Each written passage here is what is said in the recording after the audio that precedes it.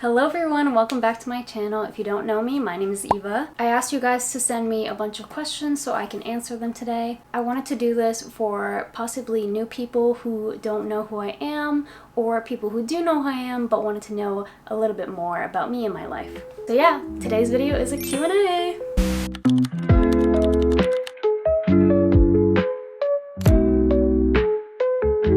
So I'm first going to start off with the questions that are either about me personally or just like regular basic kind of questions. And then the next segment in my video is going to be about gaming or streaming related questions because there were a bunch of those. So to start with the basics, when is my birthday?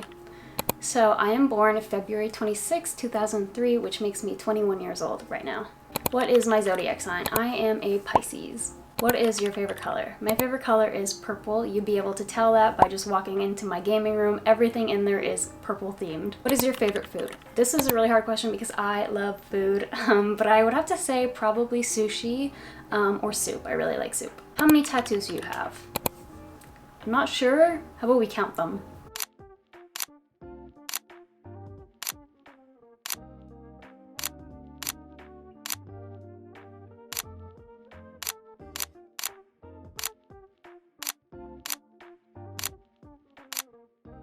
So that's 17 tattoos. What singers do you like?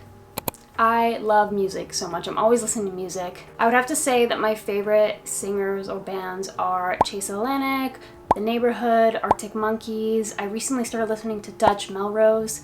I really like Auditari as well, that kind of music. I love music. What is one place you would love to visit? Ever since I was little, I've always really wanted to go to Japan. It's probably something I'm gonna do in the next year. Next in line would definitely be Greece though. How many pets do you have and what are their names? So I have a dog, 2 cats, and 2 snakes. I have the cutest little Pomeranian named Kaneki. He is gonna be 4 in February. He's so energetic, he absolutely loves people. He is just the cutest little fluff ball ever.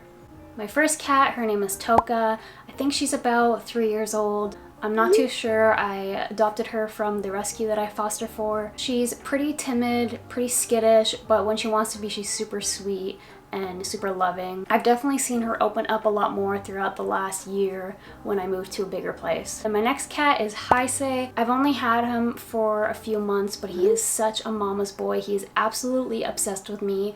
He's so friendly, really good with other animals. Basically the complete opposite of my other cat.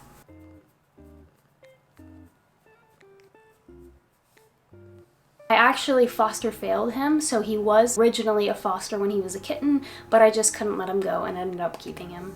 Then my next pet is my snake Dior. He's actually the first pet I ever got. He is gonna be, I believe, 5 years old in April. He's a ball python, super friendly, he's never bit anyone, he's just overall a great pet. Definitely a really good first pet. Also, people always ask, what happens if he strangles you while he's around your neck? The thing is though, I will always be 10 times stronger than he will ever get. But when he does this, if he starts to tighten, which right now he's getting a little tight, all I do is I put my hand under here and just pull. There you go. He will never be stronger than me, and he will never be able to resist the pull, so.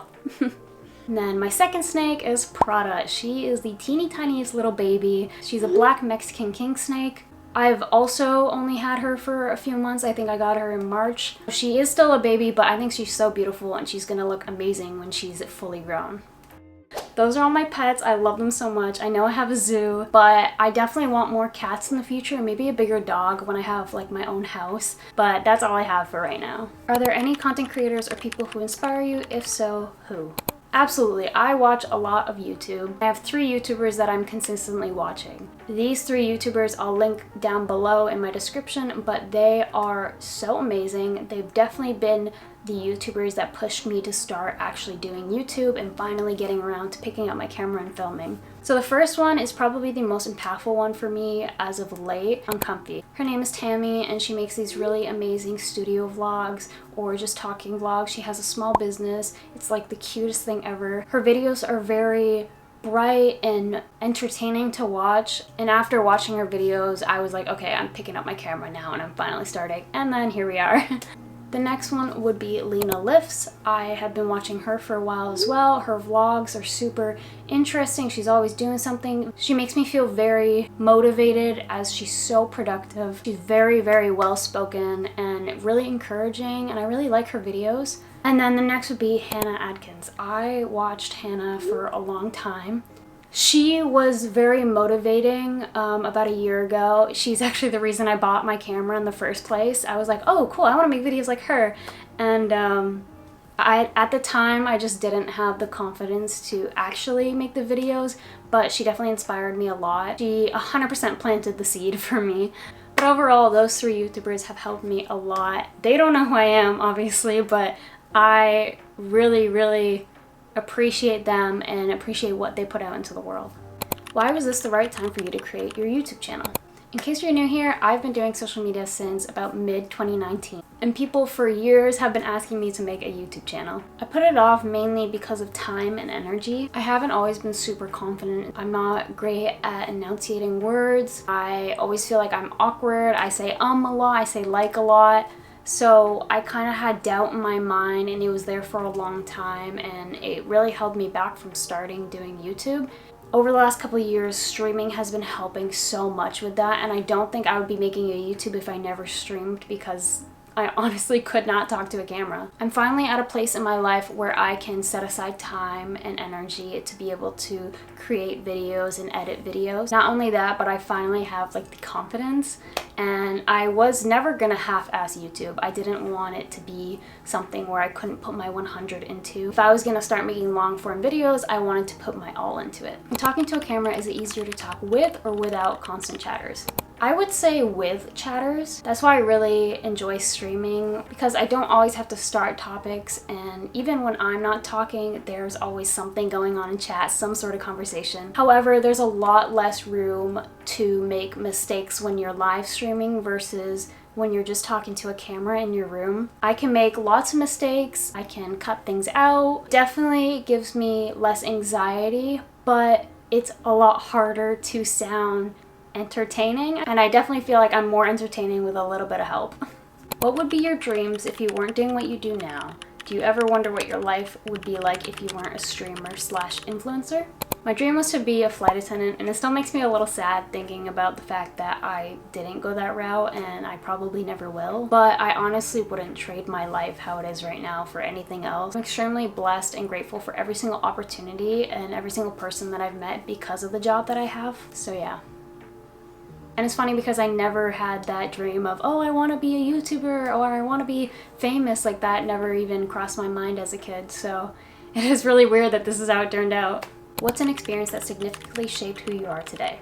In 2021, I had to move back to Canada after being in LA for 6 months. It was a very humbling experience and really eye-opening for a lot of things. And this question is actually a great segue into the next question, because the next question is there a change in yourself that you are most proud of? And moving back to Canada felt like the absolute end of the world for me. I went from living with 7 girls to living in Toronto alone for the first time in my entire life. Before that, I had never even lived alone. Like I said, the experience was incredibly humbling and 100% brought me back down to earth. I was falling into the whole LA mindset and all the LA habits, and although I hated at the time moving back home, I think it was one of the best things that has ever happened to me. During that time, and obviously a lot of time after, I really found who I was. I learned how to take care of myself without relying on anyone. It was the first time I got my dog, so I had real responsibility for the first time. And I truly believe that that time apart and really isolated, because I had no friends in Toronto, taught me to be kinder and a lot less shallow, like some of the people I was constantly surrounded by in LA. I'm incredibly proud of how mature I've gotten since then. And I do feel like every day that passes, I learn to be more compassionate and more mature. So yeah, that is definitely a change that I'm the proudest of, is just growing as a person. Speaking of LA, the next question is, what was it like moving to LA all on your own at a young age? And do you want to move back to Canada one day? Honestly, it was very scary and stupid.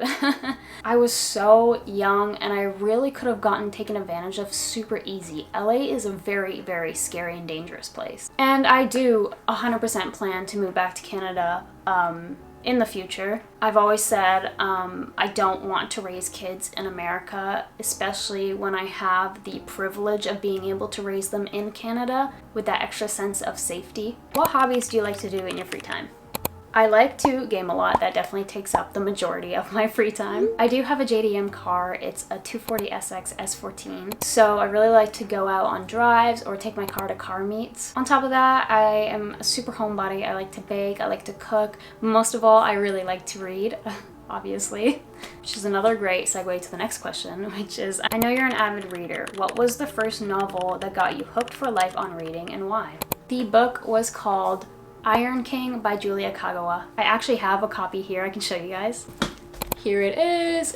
This is like my prized possession. This is not the original copy. The original copy that I have from my first time reading the book is in Canada. This is just a duplicate that I bought to have physically here in LA. The book completely changed my life. I've probably read it about a dozen times since the first time I read it when I was 11. There are many reasons why it got me hooked into reading, but mainly because of the beautiful story and how it was beautifully told, and just overall how amazing the book is. What are your top 3 books? So my top book is definitely Iron King by Julia Kagawa. My second book would definitely have to be Fourth Wing by Rebecca Yarros. I think I'm saying her name right. Fourth Wing could have taken the top spot if Iron King didn't have that sentimental value to me. It was an incredible story and so well written. And honestly, I haven't really had a book take my third spot.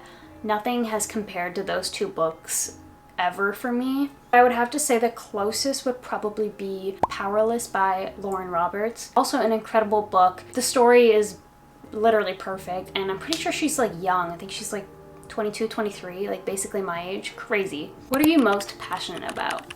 Passionate about a lot of things, but I would have to say what I'm most passionate about is cats. Like I mentioned, I foster for rescue called Friends of Normie. I try to do whatever I can to help out the poor street kitties.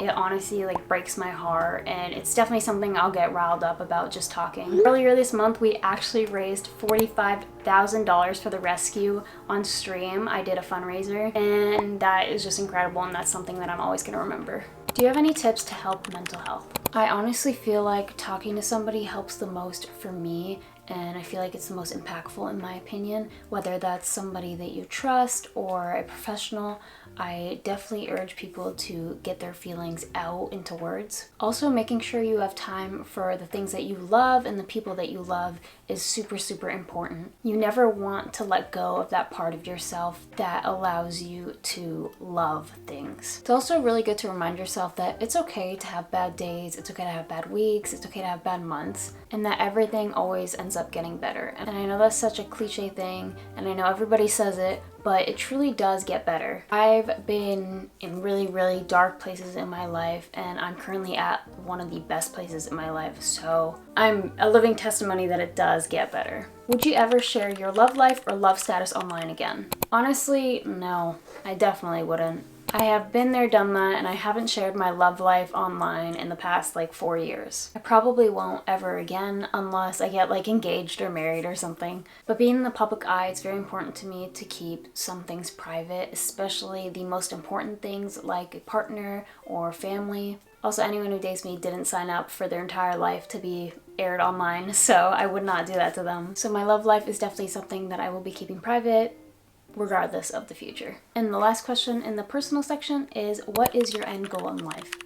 And truly my answer to that is to simply be happy. Whether that is alone in a really nice house with lots of windows and cats, or with a beautiful family, all I want is to be happy. Rich or poor, happiness is my only goal. And I know that's really sappy, but it really is true. That's the only goal I have. Now time for some gaming and streaming related questions. What is your most and least favorite thing about streaming? My favorite thing about streaming is definitely the amazing community that we have grown and built, and the people that without fail show up every single time. And I 100% recognize the usernames of the people that are there every week, and it really is just such a nice place and a nice community. It just feels like I'm hanging out with a bunch of my friends, and so that I really, really love, and I just think it's so amazing. My least favorite thing would probably have to be the strain on my eyes and the mental exhaustion. Looking from a high definition pixeled game to a teeny tiny little chat bar back and forth for the entirety of the stream is really, really hard on my eyes. I already have eye problems, I barely wear my glasses, so my eyes are hurting all the time. And then the mental exhaustion would just be the fact that I am sitting there and talking for 3 to 6 hours straight with, you know, barely any break, and it is a lot. You know, I'm constantly moving my muscles. My brain is constantly trying to think of new things. So it's definitely really, really tiring. I feel like I just worked out after I stream. But regardless of all that, I honest to God would not change it for the world because I love my job. What are your favorite games to stream? I really, really like to play Overwatch and I really like to stream it, but my views definitely drop significantly when I stream Overwatch. So I try not to stream it that much because it's obvious people don't really like watching it. It is a very overwhelming game, so I don't blame people. But I do really like to stream chill games like A Little to the Left or Minecraft. Those are really good games to stream because pretty much anyone can watch them. Also, they're really easy on my eyes and my head. Have you played story mode games? If so, which one's your favorite? I have, except I'm not a big fan of story mode games at all. I don't know why, I just don't enjoy them. I think they're boring, but they are beautiful and so graphically well done. However, I just don't enjoy them, and I have tried, but I just don't enjoy them. But my recent play was Silent Hill 2. That one was a little bit different than other story mode games I've played because it was scary, and I'm a little bit of a scaredy cat, so I wouldn't say I have a favorite. I dislike them all pretty equally. Do you plan to post stream highlights on your YouTube channel? I got a lot of questions asking if I was going to be posting gaming on this channel, and the answer to that is no. I really wanted to keep this channel just about me and my life outside of streaming and gaming, and although that takes up a lot of my time, there is so much more to me. So I'm not going to be posting any gaming clips or stream VODs on this channel, but if enough people are interested, I am more than happy to start a gaming channel where I would post gaming clips or stream VODs. So definitely let me know right now in the comments if you are interested in a gaming channel. What's a game from your childhood that you feel really nostalgic about? There's definitely a lot of answers for that question, but I would have to say Mario Party. I used to play this game with my sisters all the time. We would play on long car rides and we played on our little DSIs. Oh, it was like the most fun ever.